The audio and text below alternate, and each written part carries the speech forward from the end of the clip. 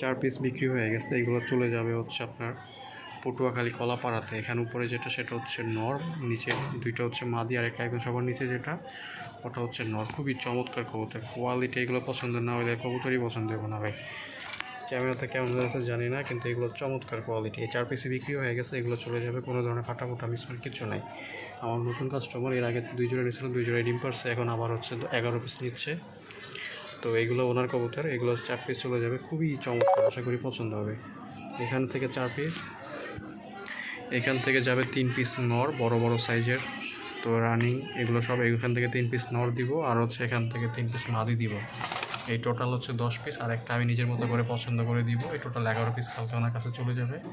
টাকাটা অলরেডি পাঠাই দিছে। এছাড়াও যদি আরও কেউ নিতে চান অবশ্যই ফোন দিবেন, নাম্বারটা দেওয়া থাকবে। বাংলাদেশের যে কোনো জায়গায় ডেলিভারি দেওয়া সম্ভব।